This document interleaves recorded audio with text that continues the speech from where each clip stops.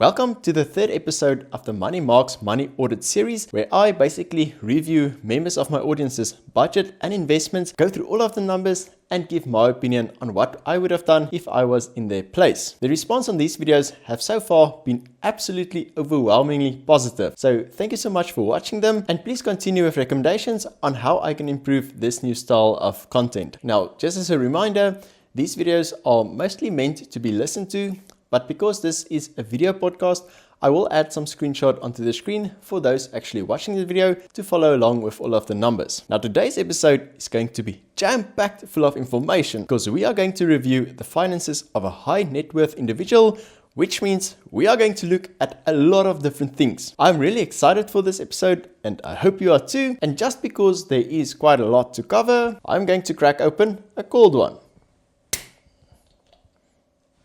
Cheers.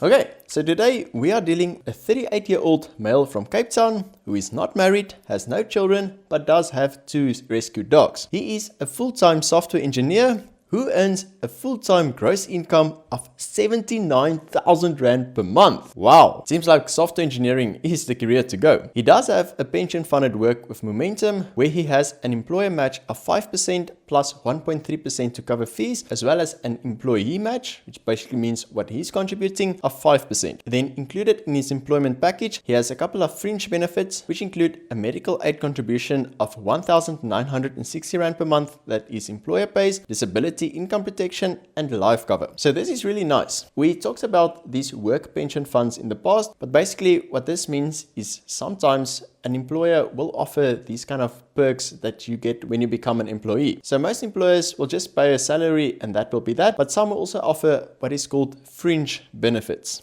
which basically means it's little add-ons that they add into the contract that makes a job a bit more appealing. So for example, with this case, he has a medical aid contribution, disability income protection, and life cover. Now, you probably all know what medical aid is. It's a fund that you pay into, and then when you get sick and you go to the hospital, or you need to go for surgery, or depending on how comprehensive the plan is, it can sometimes also cover day-to-day visits and medication. This employer is contributing towards that medical aid because it helps to cover those unforeseen medical costs that is getting very expensive these days. Disability income protection is basically when you are unable to work. Say, for example, you get disabled either physically, mentally, or functionally, then this will basically pay out a monthly salary while you are disabled, which is important because when you are still young, your greatest asset is your ability to earn an income. So this is very important to look into when you start working, because if you're not able to work, you can't earn a salary, and then you need to be dependent on the state's measly social grants. And then life cover is basically a lump sum payment that pays out when you pass away. This is important if you have dependents or if you have some debt, because it will basically cover your debt and then provide an income to your family after you pass away. And then also the employer match is basically a contribution towards a retirement fund, which is most likely a pension fund in this case, which is an investment product that helps you to save and invest for retirement. Now, I will touch on the retirement funds a bit later on the video when we go into the investments, but just to touch on this here, it is great that he has all of these benefits. This is a great employer, and as you guys saw, his salary is flipping good. So well done. Right, he has a credit score of 697 out of 740, which is really good because the average in South Africa is around 561 out of 740. And if you are curious on what yours is, just head on over to www.clearscore.com/ZA and then just sign up. It's completely free. They won't bug you with a bunch of emails, but you can actually see your credit score for free. You can also do it through a bunch of other credit bureaus like TransUnion, but then you have to pay a fee to actually see your score. So with ClearScore, you see it for free, and it is really important that you know what yours is because you need a good credit score if you one day want to take out debt, especially in the form of a home loan or a car loan. And as much as we want to avoid debt as far as possible, very few of us can actually buy a car or a home cash. So regardless, it's good to check your credit score. And if it is low, it is now the time to start improving it because it could mean the difference of hundreds and thousands of rands over the long term. Now, his credit score is really impressive. It's the highest I've seen so far, and you'll probably realize why as we go along in the video. Now, according to my questionnaire, he rated his level of financial knowledge as a 6 out of 10,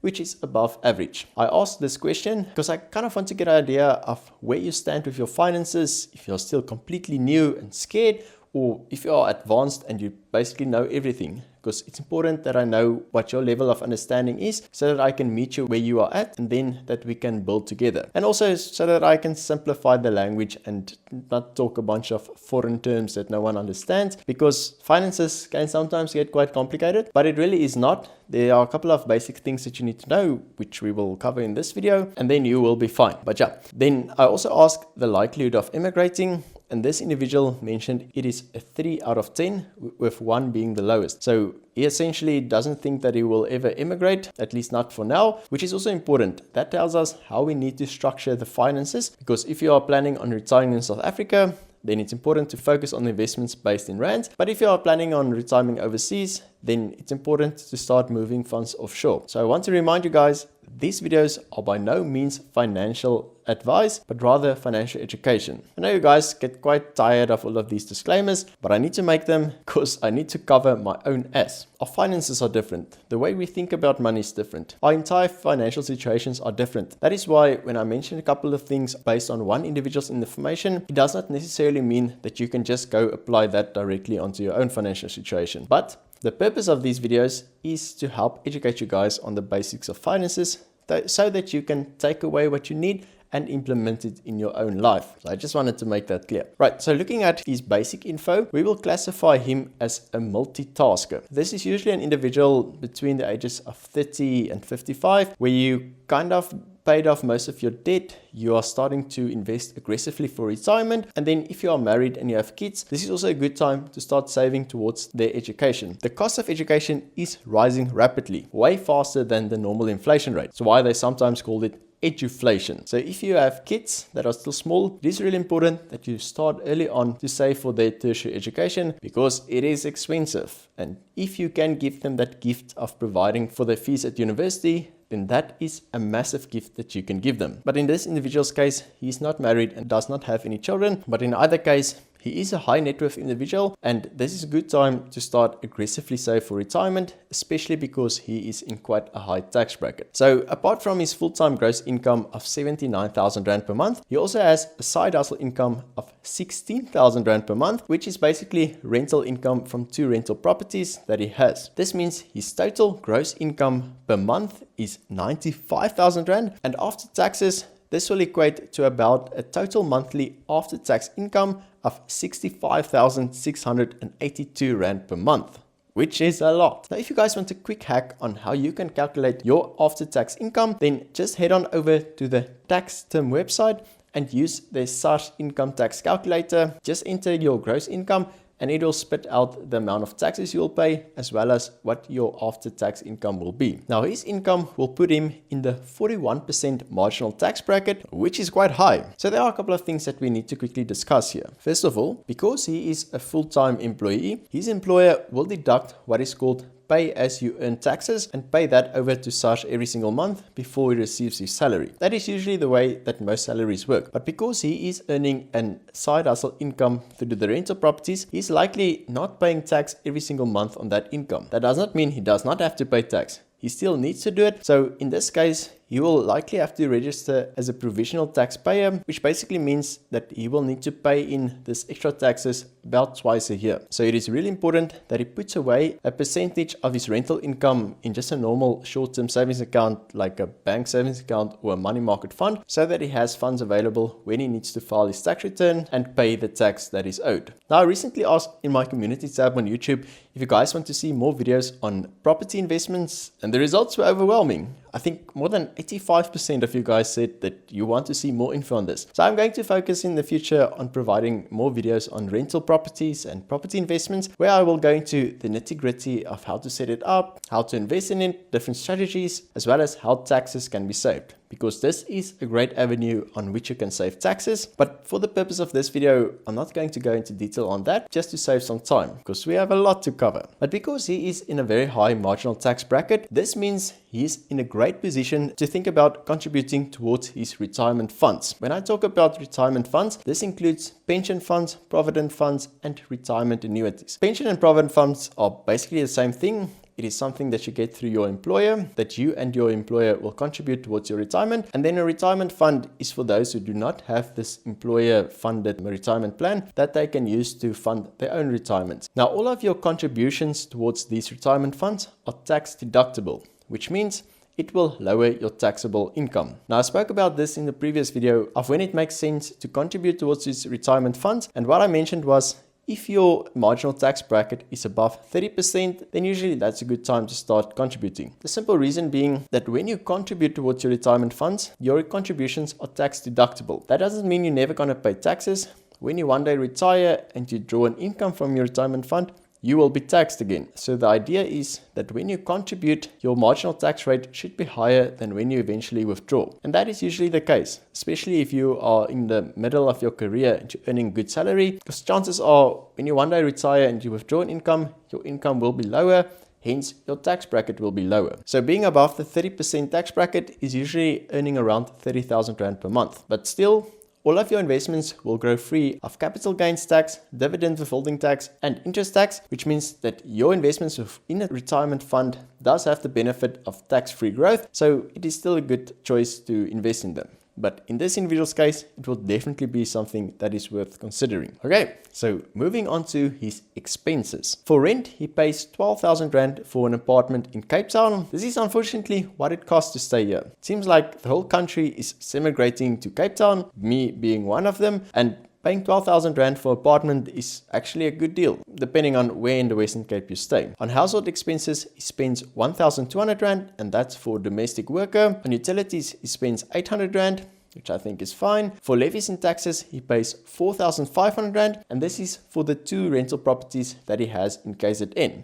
We will talk a bit later about these rental properties. On transport, he spends 1,300 Rand because he works from home most of the time. On food, he spends 2,800 Rand, which is really good. On takeouts, he spent 1,400 Rand. That is a lot of macadis and macaflurries. If he really needs to cut down on something, then takeouts will probably be a good place to start. For medical and healthcare, he pays 2,500 Rand, and this is for a basic hospital plan with Momentum and gap cover with Dis-Chem. And remember, his employer is also contributing towards his medical aid. This is great because the hospital plan means that if he gets admitted to the hospital for severe sickness or he needs extensive surgery, then this will cover most of the expensive hospital costs. And if the surgeon or the anesthesiologist charge more than the normal rates, then the gap cover will cover that amount. So this is a great place to start. On insurance, he pays 1,200 Rand, and that is for car, household, watch, and cell phone insurance, aka short-term insurance with BroLink, as well as a capital disability and sickness benefit from Momentum, which will be long-term insurance. This is great to see because it means he is addressing his short-term risk needs, which is his car, cell phone, watch, and household contents, as well as his long-term risk needs, which is capital disability, which basically means that if you get disabled, say you lose a limb,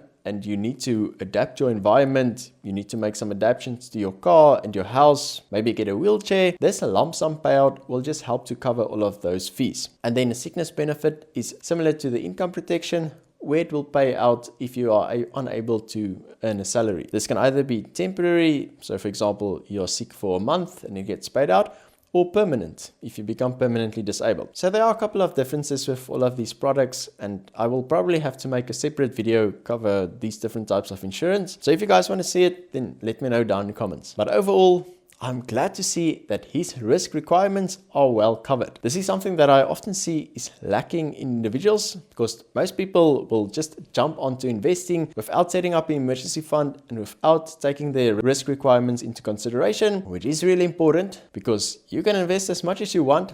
But if you have no medical aid and you get admitted to the ICU for a couple of days or weeks, that will cripple you financially because you will have to sell off your investments to pay your hospital fees, which can be devastating. And also, again, If you get disabled, you are not able to earn an income. If you have no cover in place to cover that, then you are going to be at a severe disadvantage. So I know talking about risk is never fun and it's quite boring, but it is something that you really should not skip over. Okay, then on clothing, he spends 2,300 Rand per month.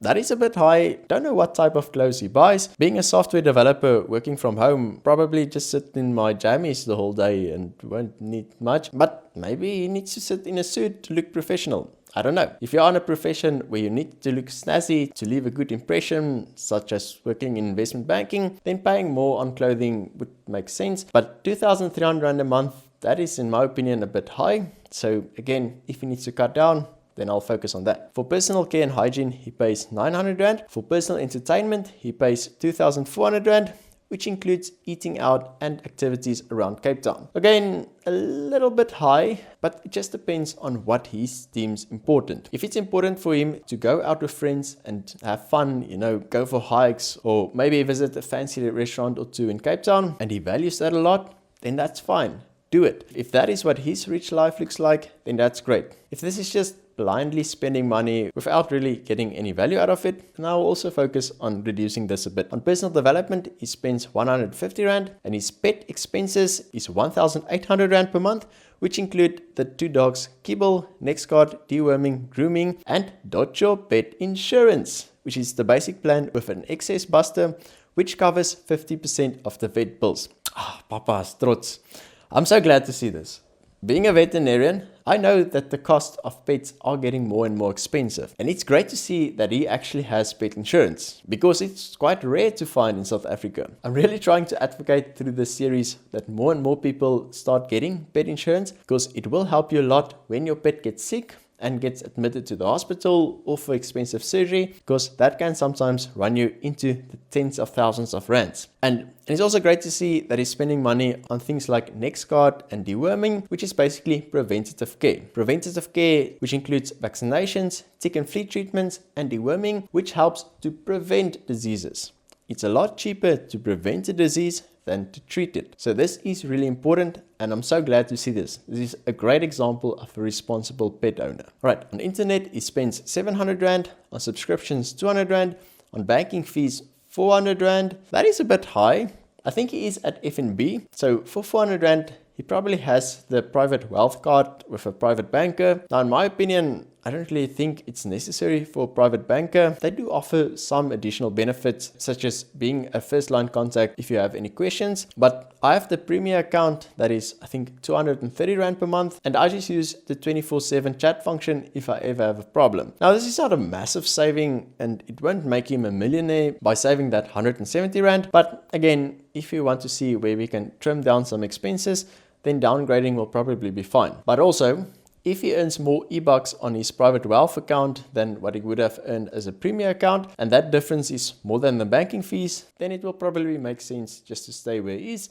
Just have to go and see if the extra costs are really worth it. Then he also has an admin fee for a paid off access bond of 200 Rand a month, gym membership of 250 Rand, and he doesn't have any cell phone expenses because he owns a prepaid phone, meaning he bought it cash, and he uses his e-bucks to pay for both the airtime and the data. And he mentioned that he rarely uses his airtime because he just makes WhatsApp calls.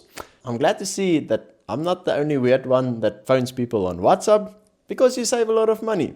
And he's paying for everything using his e-bucks, which makes me really proud. What's making me even more proud is to see that he donates 4,000 Rand per month. That 4,000 Rand is split up into 400 Rand to the Highway Hospice, 300 Rand to the Organ Donor Foundation, 300 Rand to the WWF, 300 Rand to the Salvation Army, 800 Rand to 2 South African animal rescue organizations, 1,200 Rand to a community center in Durban, and he mentioned that the rest just gets split up to anything that comes up for that month. He mentioned that since college, he always tried to donate at least 5% of his salary. Now that is awesome to see and really commendable. I mentioned this in the previous videos as well, but for myself as well, donating some of your income, albeit sometimes quite difficult, it does liberate us from the hold that money sometimes has on us. And being able to contribute to all of these great organizations means that you are positively influencing someone else's life, even though they may not even know it. And it's something that I would really encourage those who does earn a lot of money, especially the high net worth individuals, to strongly consider. Because never underestimate the impact that your money can actually have. 4,000 Rand a month may not seem like a lot to you, but this can literally save someone else's life, especially when it comes to rescue organizations. So this really warms my heart to see. Now there is something that I actually want to mention here. The whole idea behind donating money is that you want to help someone, most of the time not wanting anything in return. But because this individual is in a very high tax bracket, there is also an option to donate to a registered public benefit organization, which means that your donation is also tax deductible. Now the organization has to be a PBO and they need to be able to issue you a Section 18A certificate in order to claim back the taxes. So it's maybe something to consider if you want to lower your tax brackets. But again, the whole purpose of donating is not to try and get anything back in return, but using a portion of that towards this tax bracket would help you save a bit on the tax drag that you most likely have. Right, so the total monthly expenses then gets added up to 41,000 Rand, but remember,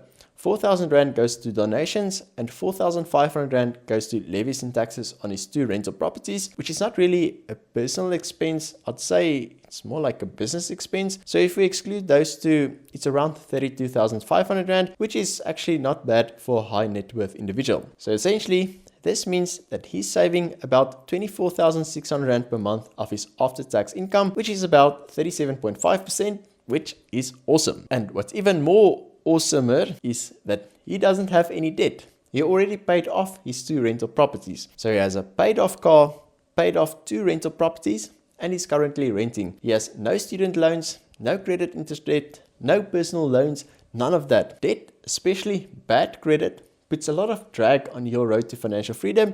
So it's awesome to see that he paid off everything and he's just sprinting his way towards retirement. Alrighty. So now let's look at his investments. We're going to start off with his short-term investments, which consist out of one emergency fund that is in an FNB savings account, of which the value is 40,000 Rand, the interest rate 7.2%, and he contributes 9,000 Rand per month towards. His second emergency fund is invested in a money market account with momentum, of which the value is 13,000. He also has a short-term goal of a holiday fund in his FNB savings account that has the value of 2,000 Rand, and an interest rate of 7.2%, and he contributes 8,000 Rand per month towards this holiday fund. Now, if you look at the 2 emergency funds, this means that he has a total value of 53,000 Rand, but seeing that his monthly expenses is 41,000 Rand, and that the usual recommendation to have at least 3 times your monthly expenses in your emergency fund, this means he actually needs to try and bump up that emergency fund to around 120,000 Rand. Not only is this important for short-term emergencies like his car breaking down or maybe one of the rental properties geyser burst and he needs to go fix that, but also, if you remember earlier in the video, he earns rental income on which he needs to pay taxes. So he needs to put away a portion of that rental income in a savings account or a money market fund to eventually pay the taxes on during the provisional tax periods. So his emergency fund is around 53,000 Rand. So that is something that I would have bumped up to 120,000 Rand or maybe even higher. Some people like to keep 6 months worth of emergency expenses in a savings account or a money market fund. It just depends on what your situation is.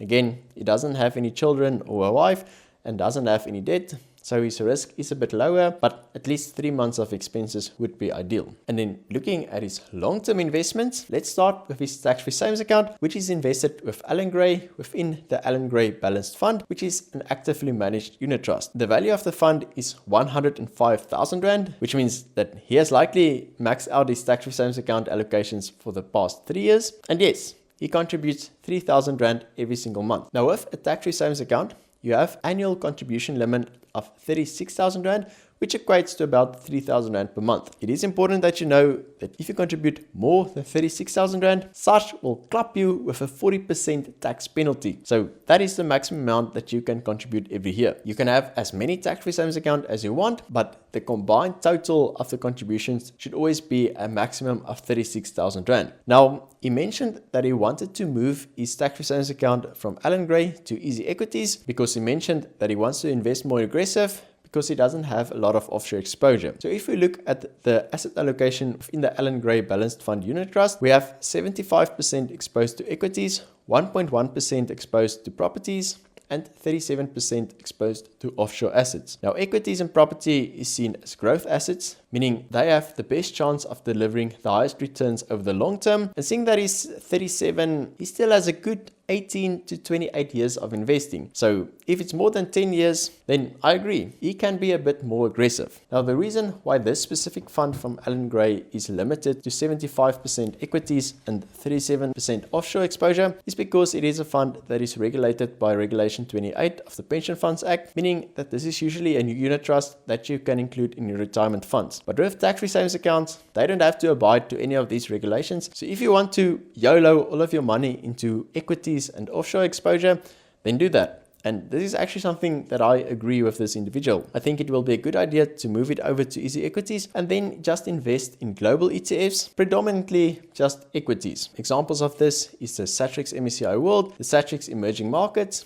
and the Core-Shares Total World. He can also include some property in his tax-free savings account, but because he already owns 2 rental properties that is based in South Africa, I don't really think he needs more property exposure, but it just depends on what type of investor he wants to be. I would personally just go 100% offshore equities within the tax-free savings account, just buying cheap ETFs. Now, there is something really important that I need to make clear here. When you move your tax-free savings account from one provider to another, it is extremely important that you don't cash out your tax-free savings account, transfer it, and then buy in at another provider, because in such eyes, you will then over-contribute towards your tax-free savings account, and they will clap you with that 40% penalty. So for example, if you have a 36,000 Rand limit per year and you invest 30,000 Rand, but now you withdraw that 30,000 and you reinvest the 30,000 with another provider, in such eyes, you've effectively invested 60,000 Rand for the year, which means they are going to clap you on that 40% tax penalty on the difference between the 60,000 and the 36,000, which is 24,000 Rand. So it's really important that you don't cash it out. All that you need to do is contact Easy Equities, tell them you want to transfer your tax-free savings account from Allan Gray towards them. They will send you all the paperwork, they will take control of the process,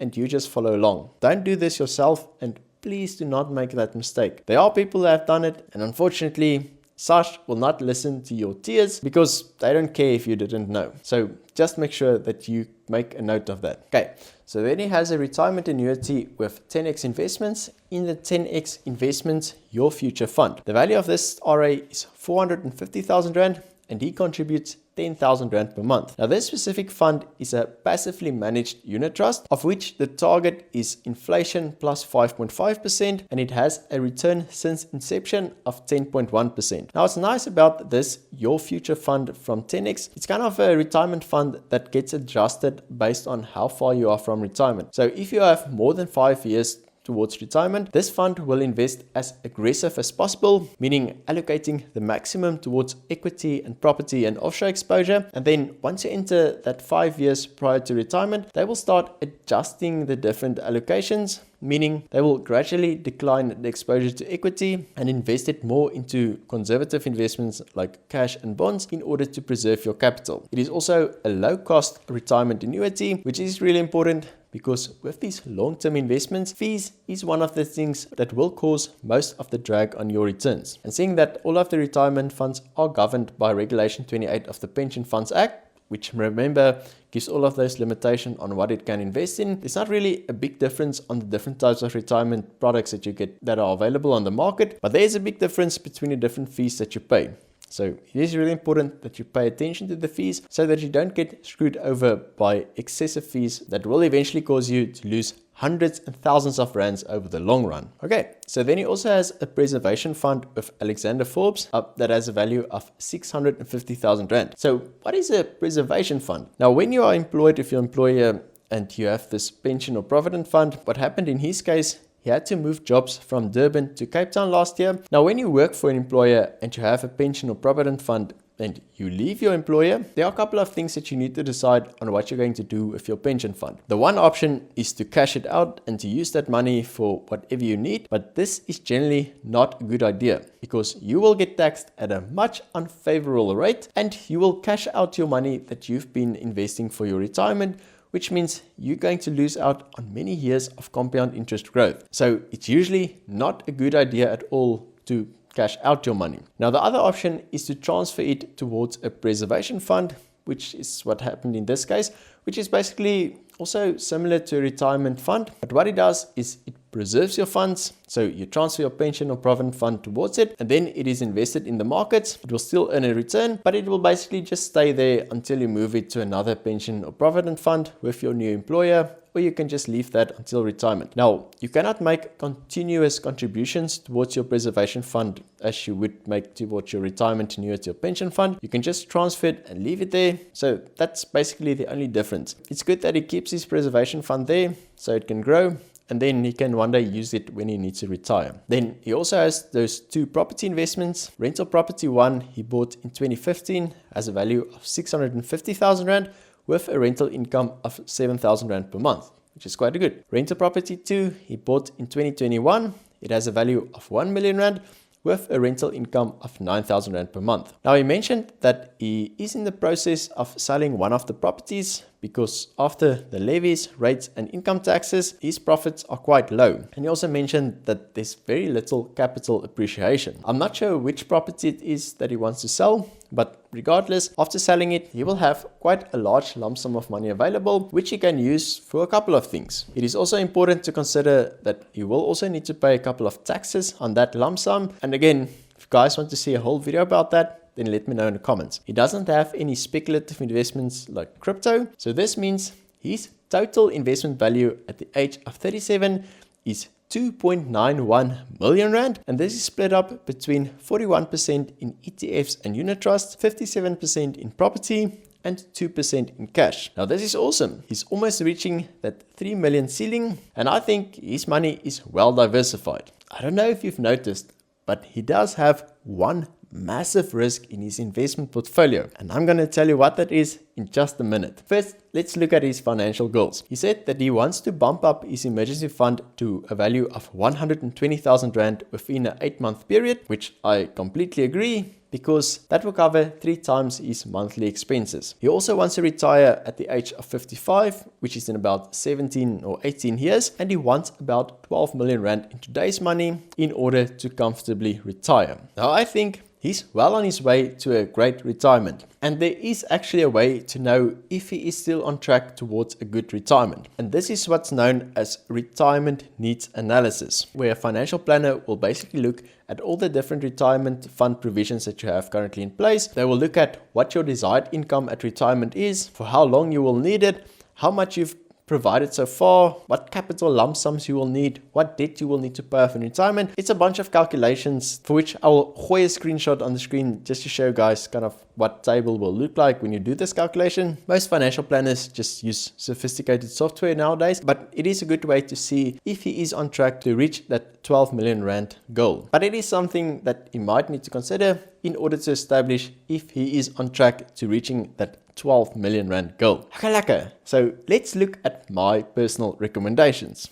Again, not financial advice, just me giving my opinion on what I would have done if I was in this situation. On his income and expenses, I would personally look at cutting down on takeouts, clothing and banking fees, because I don't think he needs to spend that much on those categories, and it will just free up some extra cash. I think it's awesome that he's donating towards all of these worthy causes, and it might be worth just checking if any of them are registered as a public benefit organization and requesting a Section 18A certificate in order to submit with his tax returns in order to get a tax deduction. On his investment side, again, recommending to bump up that emergency fund to 120,000 Rand just to cover that 3 months expenses. And if you remember in the beginning of the video, we mentioned that his likelihood of immigrating is low, which means he's probably planning on retiring in South Africa. So what that means is, given that he's in a high income tax bracket and he does earn a lot of money, he needs to focus on his South African retirement investments. So first of all, maxing out that tax-free savings account contribution of 36,000 Rand per year. Then after that, contributing as much as possible towards his retirement funds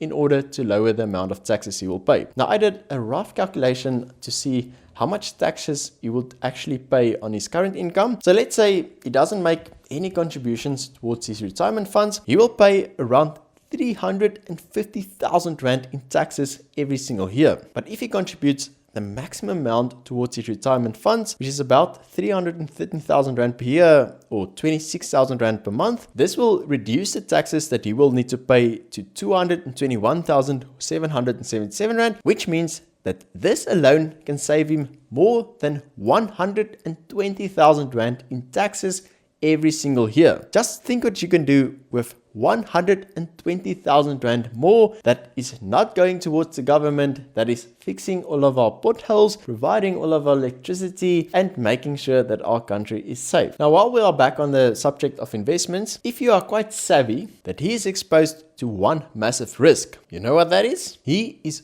overexposed to one specific currency, aka he has a currency concentration risk towards the South African Rand. Now, unless you've been living under a rock the past couple of months, the South African Rand took a nosedive against the US dollar. Now, this was because of a combination of a bunch of bad news at one time, and the markets most likely overreacted. But it is kind of a wake-up call that we need to take into consideration when investing our money. So, considering that he already has a great base of money in South African Rand towards his different retirement accounts, and that is well diversified between different asset classes like equity, property, cash, and bonds, I do think that he would benefit from some more offshore exposure. Now, we mentioned within his tax savings account that he can invest in ETFs that has offshore exposure, but the thing with those ETFs is that they are still Rand denominated offshore ETFs, which means that they are still based in the currency of Rands. So if South Africa were to go to absolute shambles and the Rand just crashed like the Zimbabwean dollar, then these investments would essentially be worthless. Now, I am by no means trying to instill any fear-mongering because I think that is very unlikely to happen, but regardless, it would be a good idea to diversify his investments towards offshore exposure, and that includes offshore currencies. A couple of different ways that you can do this. If you choose the US dollar and you want to do it yourself, then you can use a platform like the Easy Equities USD account. It's really easy to change your Rand into dollars and then just buy ETFs within that account. If you want to do it in pounds, then Easy Equities has the UK account. If you want to do it in euros, they have the euro account. If you want to do it in Australian dollars, they have the Australian dollar account. So Easy Equities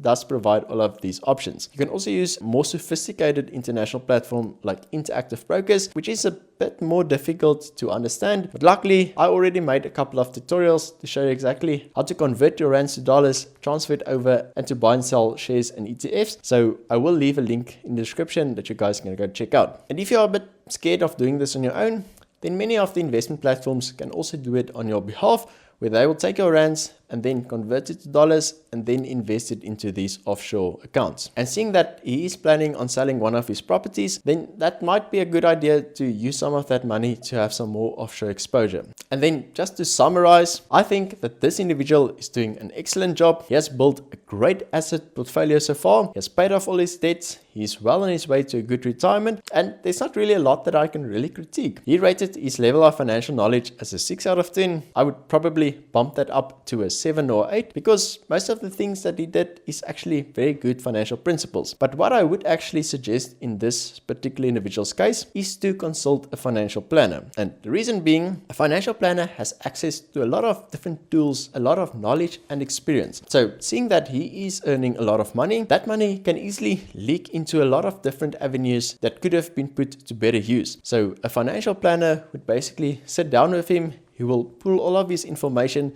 look at all of his different insurance products, all of his different, his medical aid, his retirement accounts, his cash balance, basically getting a holistic picture of everything, and then perform what is called a risk capital needs analysis, where he will basically look at all of his risk products to make sure that he's not over or underinsured, and then make adjustments accordingly, as well as performing a retirement needs analysis, where he will basically look at all of the retirement funds to see if he's well on his track towards retirement. And if not, then at least he'll know early on how much more he needs to contribute towards his retirement, or if he's well on his way, then that's also a great sign to see that he is doing a good job. But what is most important, in my opinion, is to establish some tax avoidance strategies. Now, I want to make this clear, I'm talking about tax avoidance. There's also something called tax evasion. Tax evasion is illegal and it's a criminal offense. So with tax evasion, you deliberately hide your finances from SARS in order to pay less tax, which I do not condone.